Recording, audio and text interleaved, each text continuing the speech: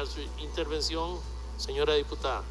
Gracias, diputado presidente. Iniciando el jueves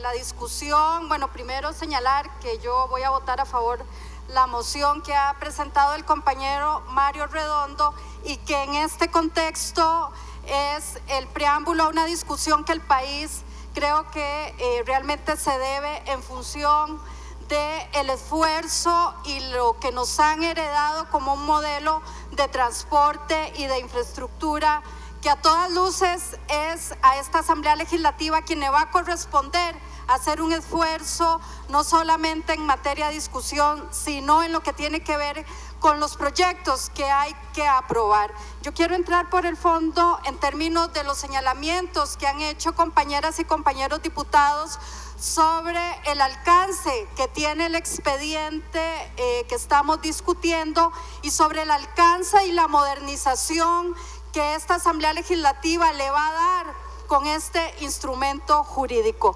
Empezar, creo que la síntesis de las intervenciones que se han hecho están fundamentalmente orientadas al carácter de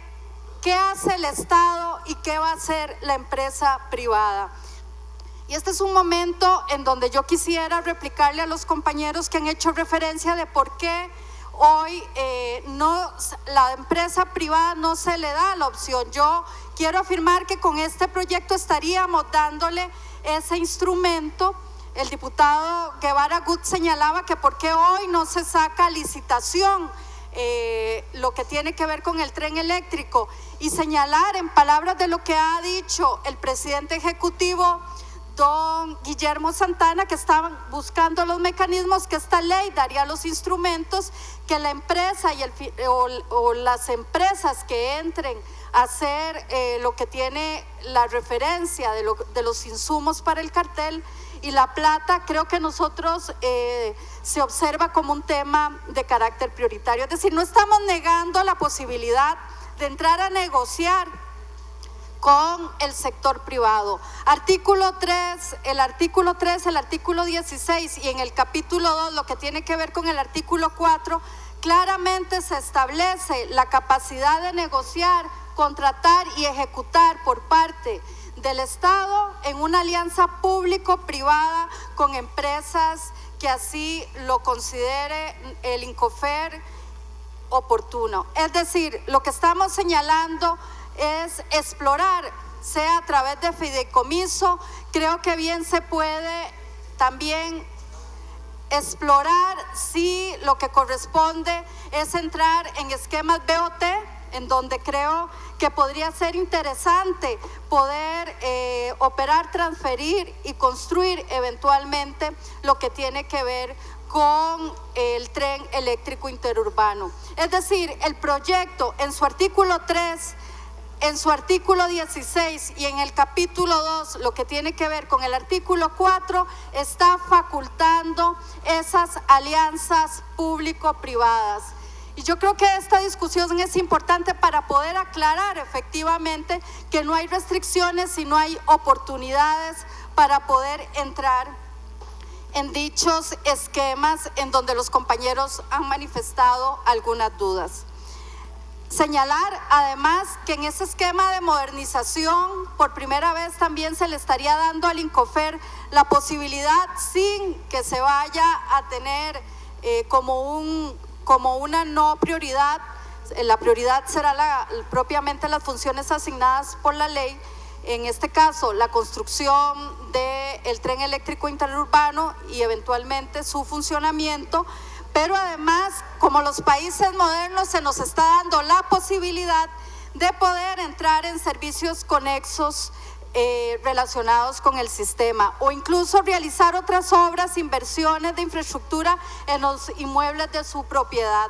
Señalar que aquí se ha planteado un tema que a mí me parece de fondo, y quienes somos hijos del socialestatismo, me parece que este es un momento crucial para poder dar la discusión de por qué tiene que ser el INCOFER el que asuma un papel protagónico en esta discusión. Y es fundamentalmente porque es el Estado el que tiene que dar la tutela de un derecho. La Defensoría de los Habitantes ha señalado que el derecho a la movilidad es un derecho humano. Y si es el Estado el que tiene que tutelar esos derechos, y si este país ha hecho una apuesta importante en equilibrios de lo que tienen que ver los consensos de cómo podemos operar una institucionalidad, no solamente para que el derecho sea tutelado, sino garantizado, es la institucionalidad pública a través de esta ley y a través de los mecanismos de alianza público-privada, donde yo creo que estamos dando un salto importante y cualitativo. Ciertamente la tutela del derecho pasa por un elemento de carácter económico, es decir, hoy las tarifas entre 250 y los 500 colones que pagamos los costarricenses, quienes usamos el tren, quienes tenemos que hacer una acción afirmativa por dejar el carro particular y poder brindarle a este país una serie de atributos que tienen que ver con la movilidad, esa tarifa de 200 a 500 colones está subvencionada por el Estado,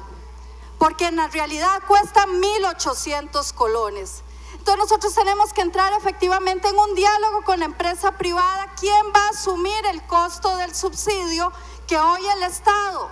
esos hijos y hijas del social estatismo, efectivamente estamos haciendo una acción afirmativa, no por competir entre la empresa pública y privada, sino un esquema que le permita, sobre todo a las capas medias y a las capas tal vez que tienen y están invirtiendo un recurso importante de su ingreso, y sobre todo aquellas personas asalariadas, tener la posibilidad de movilizarse como el derecho que ha sido garantizado en lo que tiene que ver reconocimiento a la movilidad. Este es un tema que nos está planteando una discusión sobre cómo alcanzar los nuevos esquemas del siglo XXI y poder tener esa gran alianza en donde los sectores hemos sido capaces de ceder y conceder para que la función pública y la empresa privada entren efectivamente en un esquema de ganar-ganar. Yo no lo veo como una competencia, lo veo como la opción que se nos está planteando para finalmente poder dar una discusión de fondo sobre los alcances de la tremenda dificultad que el 3,8% del territorio nacional está conteniendo el 55% de la población, y estamos, en palabras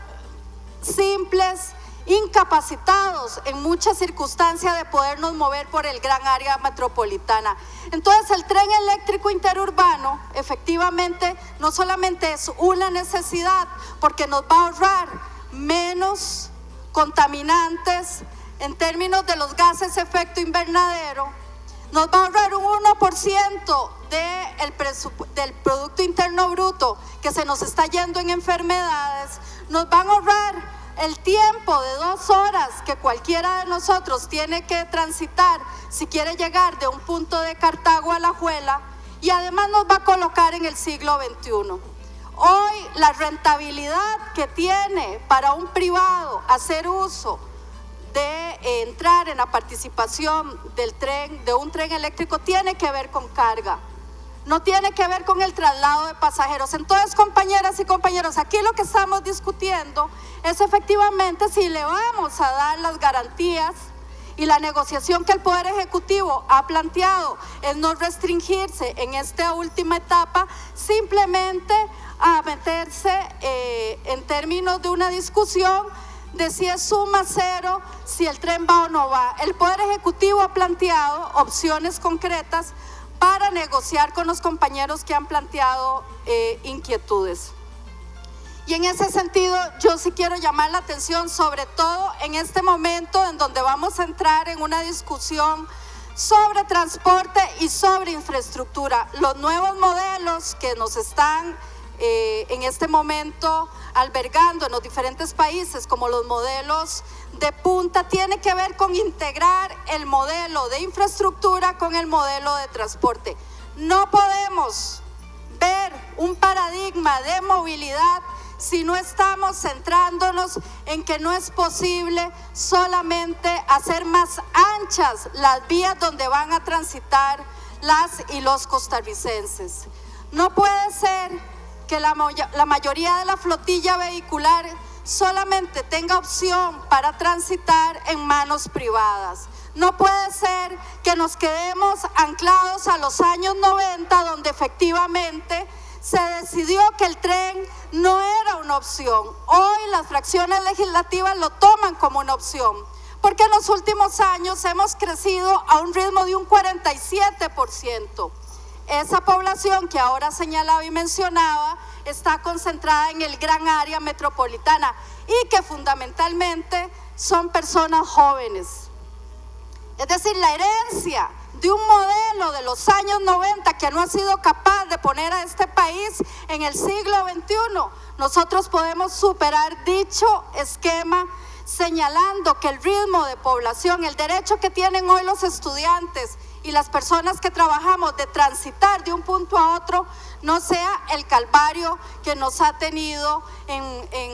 cada vez en una situación de rezago, a pesar de que existen los instrumentos. Entonces la discusión es de fondo porque tiene que ver con la capacidad de negociación de este país. La negociación es de fondo porque tiene que ver con un esquema en donde efectivamente vamos a tener que negociar con el sector transportes cómo poder integrarlo a esa sectorización donde sea también ganancioso, pero sobre todo donde las mayorías tengan el derecho a la movilidad.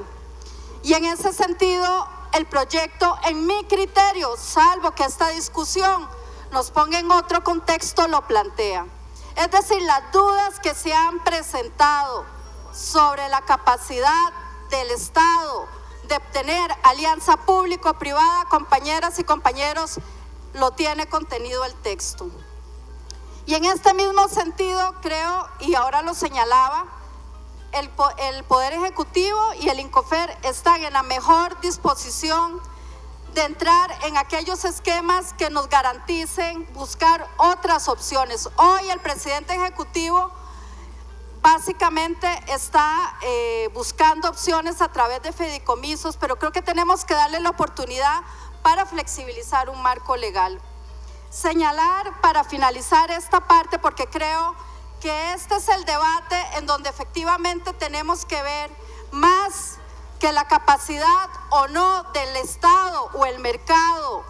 del sector público o el sector privado, cuáles son los esquemas que tenemos que heredar en una ventaja que sobre todo las grandes mayorías entren en acuerdo como se ha venido demandando.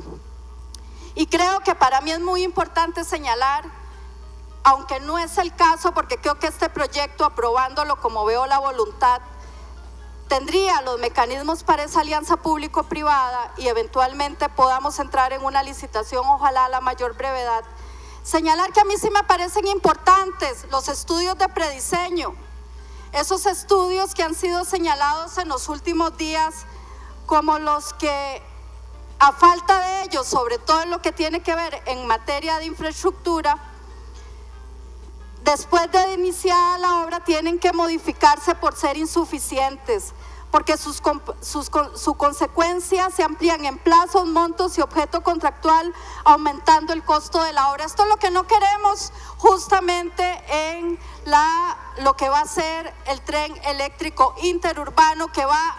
a beneficiar a una población que está concentrada en el gran área metropolitana.